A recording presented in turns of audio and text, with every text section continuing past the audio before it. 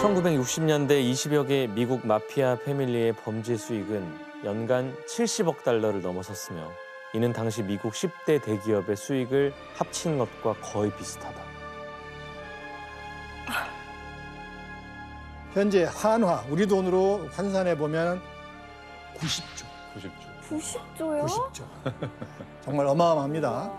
이게 엄청 커졌네요, 진짜로. 그만큼 마피아들이 아메리카 사회에서, 미국 사회에서 얼마나 큰 영향력을 끼쳤는가를 짐작할 수 있죠.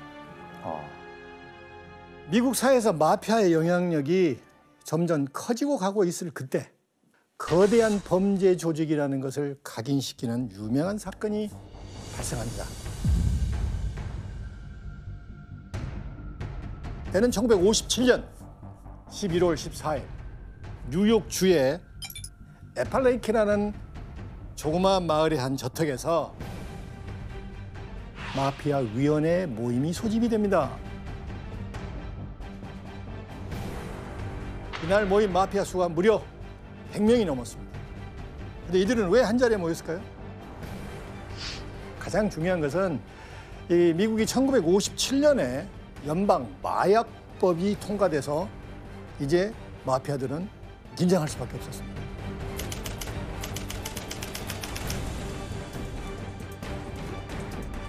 마약 사업으로 수십억 달러를 벌고 있었던 이게 뉴욕 마피아, 당황할 거 아니에요. 그래서 논의가 필요합니다. 그런데 회의가 시작되기도 전에 회의장은 아수라장이가 됩니다. 왜죠? 경찰이 급습합니다.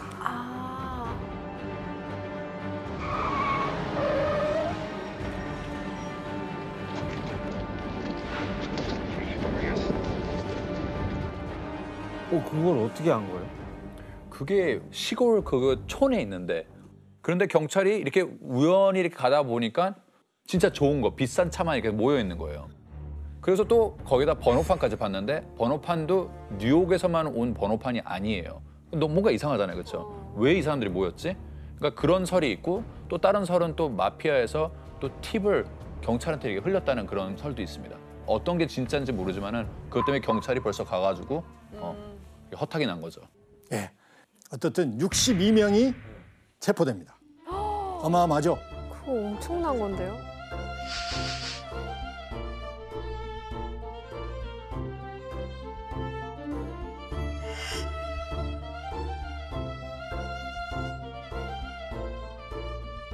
열여덟 명은 살인 혐의, 15명은 마약 혐의, 23명은 불법 무기 소지 혐의 체포된 것입니다. 마피아의 지하 세계가 미국 사회에 전면적으로 드러난 이 사건은 아메리칸 마피아 역사에 있어서 하나의 전환점이 되었던 유명한 사건입니다. 그러면 마피아 조직이 이렇게 공개적으로 알려지기까지 정부는 그냥 뭐 손 놓고 있었던 거예요? 그러니까 왜 범죄와의 전쟁 이런 게 없었지? 그 마피아에 대한 조사가 제대로 안 된 이유는 일단 FBI 그 국장이 마피아 보스들과 그 협력 관계를 맺고 있었다는 설이 있고, 그리고 무엇보다 마피아에 대한 그 수사를 할 때 그 FBI의 무능함이 드러날까 봐 그 걱정을 했다는 이야기도 있어요. 그래서 뭔가 마피아가 큰 범죄를 저지를 때도 그렇게 큰 수사를 이루어지지 않았다고 해요.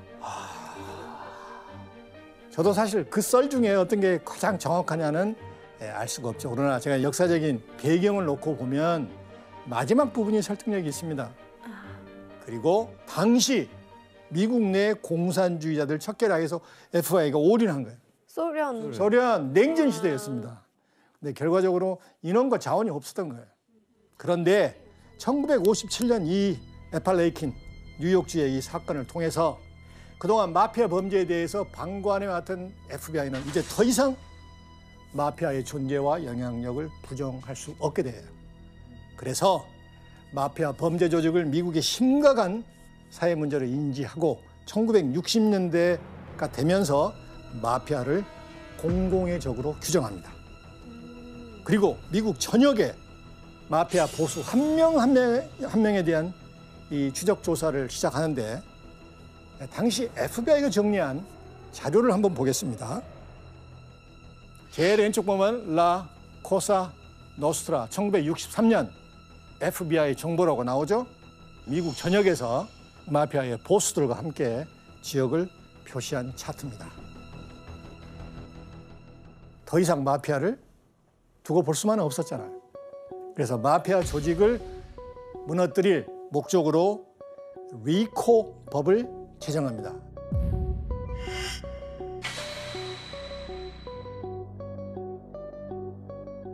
리코 법의 가장 큰 특징은 말단 조직원이 범죄를 저지르고 이게 발각이 됐을 때 이제 명령을 내린 윗사람까지 주범으로 기소할 수 있다는 거예요.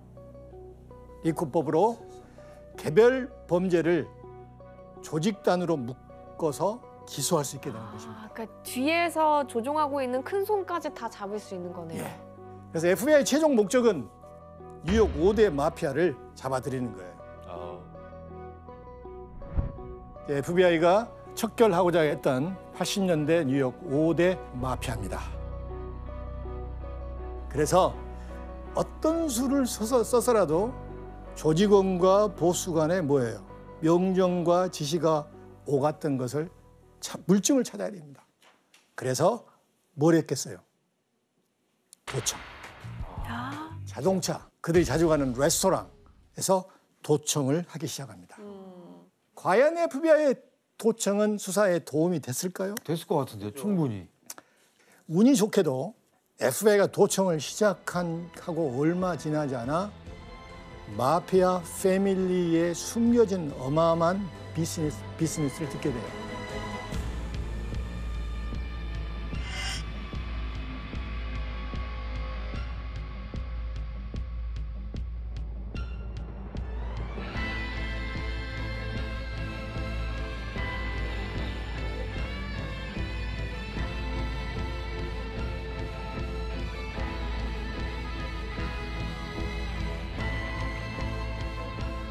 바로 노조 장악을 통해서 마피아의 행적이 간접적으로 드러난 거예요.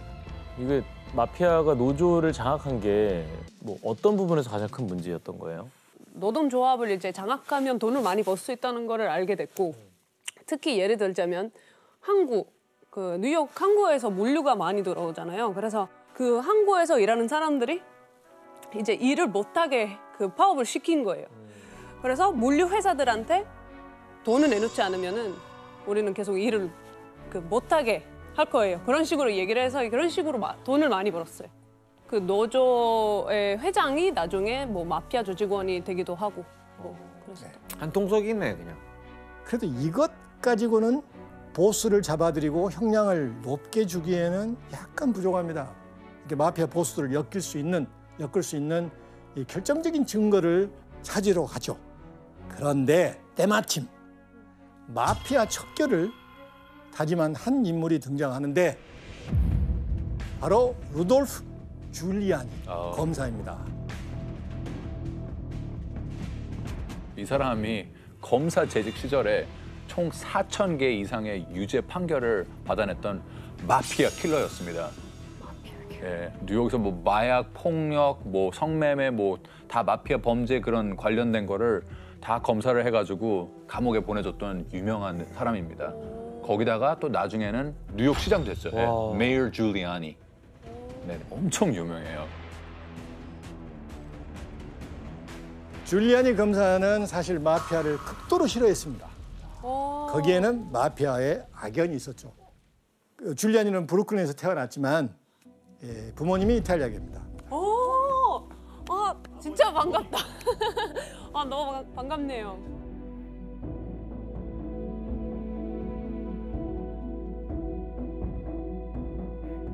그런데 마피아에게 당했죠. 아이고. 항상 수익금의 30%를 내게 만듭니다. 뜯겼구나. 이제 그걸 봐왔던 줄리아니는 뉴욕 대학의 법대를 가서 이제 마피아 척결을 내걸고 검사직을 한 거예요. 야. 와. 너무 멋있는 것 같아요. 1983년 6월에 뉴욕의 연방지검장으로 부임됩니다. 최우선 과제 뭐였을까요? 뉴욕 5대 마피아를 뿌리를 뽑겠다. 그러기 위해서는 보스를 잡아들여야 되겠다. 우와. And those groups that lived off Italian American immigrants and took what few dollars they made. And since then, the mafia at its height was only a very small, minuscule proportion of the Italian Americans in the United States. And I would see it as a very, very fine day for Italian Americans if we could rid ourselves of it in reality, and there'd no longer be a mafia. And then prejudiced people would have nothing to pick on. Probably they'd find something else, but at least that one would be gone. 자, 그런데 줄리아니 검사는 이제 부임하고 얼마 후 든든한 아군을 얻게 되는데 과연 누구였을까요? 가장 큰 아군은 누굽니까? 미국 정치에서 대통령? 바로 로널드 레이건.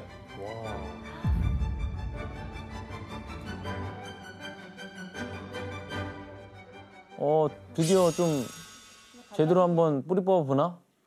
그래서 담화문에서 이게 확인되듯이 이제 레이건의 태도는 굉장히 간절했습니다. 그래서 줄리아니 검사의 마피아 소탕 작전에 무게를 실어줍니다. 그래서 줄리아니에게는 어마어마한 구원 원군을 얻은 것이죠. 뉴욕의 5대 마피아 보스를 잡기 위해 본격적으로 이제 수사를 벌이기 시작한 줄리아니 검사는 FBI의 도청 자료를 듣던 중 마피아를 올가맬 결정적인 단선을 생각해냅니다. 마피아 보스 5명은 전부 뭐예요? 마피아 커미션, 위원회에 소속되어 있는 거예요. 그래서 마피아 사업의 모든 결정력은 위원회가 가지고 있다는 걸 알게 되는 거예요.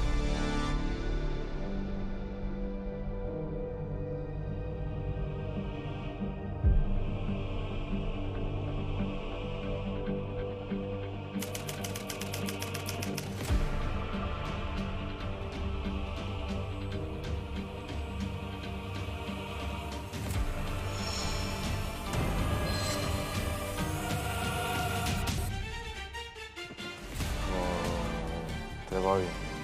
그래서 이 보스들을 잡기 위해서는 보스들이 소속된 위원회를 추적해야 되겠다. 이걸 깨달은 거예요. 그리고 줄리아니 검사는 또 한 가지 엄청난 사실을 발견하게 됩니다. 마피아가 관리하는 노조가 뉴욕시의 건설업에 깊이 개입했다는 것을 포착을 해요.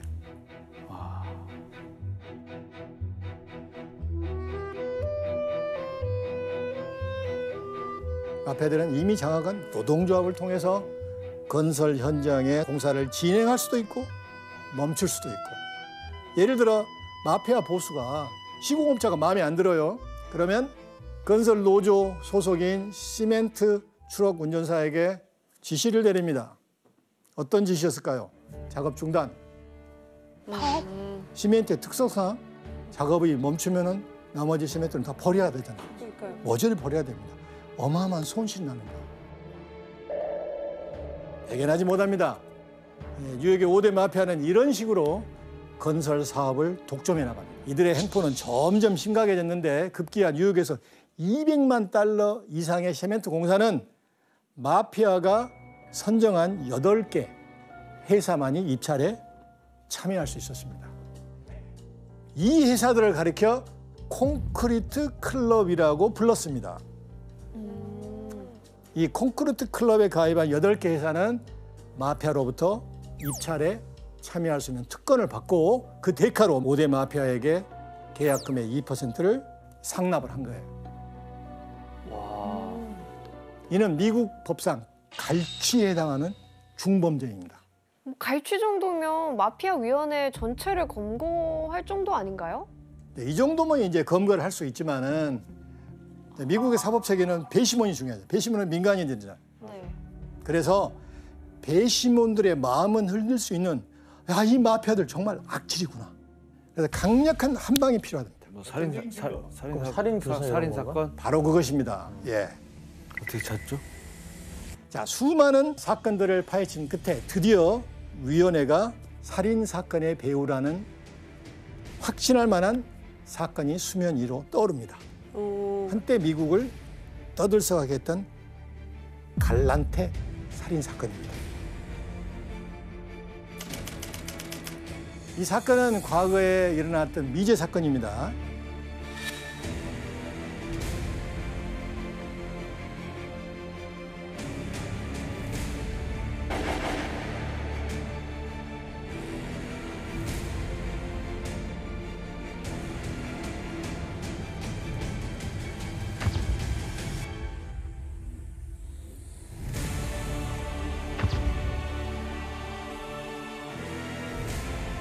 사건 당시 그의 몸에 있던 총상은 무려 84개.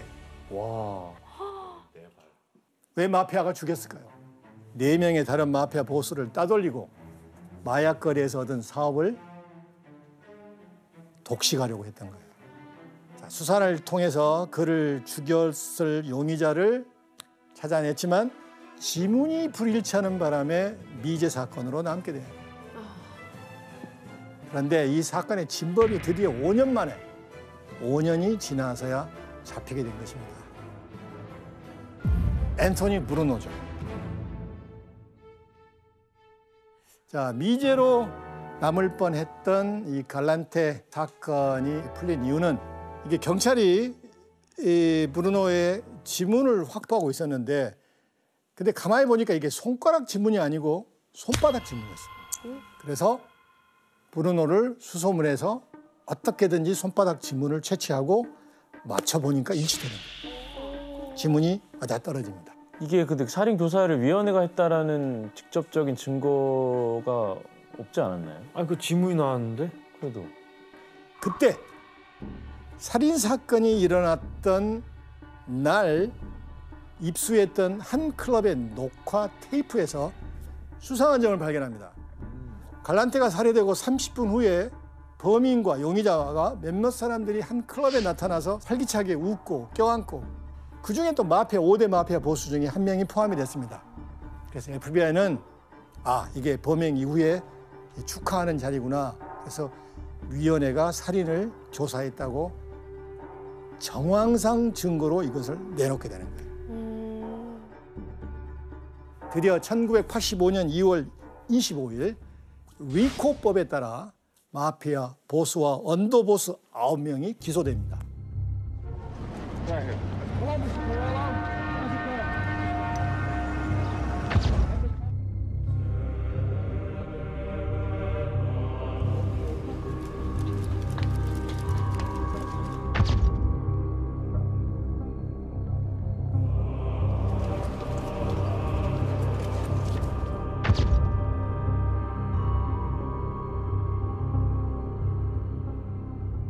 U.S. jury convicts 8 as members of mob commission. 미국 배심원단 마피아 위원회 위원 8명 유죄 선고. 체포된 9명 중 보스 1명은 가석방 중에 다른 조직원에 의해서 또 죽어요. 그래서 나머지 8명은 리코법에 따라 유죄 판결을 받게 됩니다. 대부분 각각 무려 몇 년 받았을 것 같아요?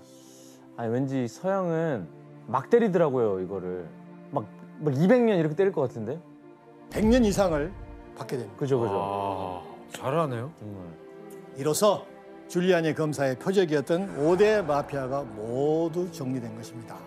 와. 대단한 사람이죠. 그리고 이 리코법의 여파로 1990년까지 약 1000명 이상의 마피아들이 유죄 판결을 받게 됩니다. 1000명 이상이요? 와.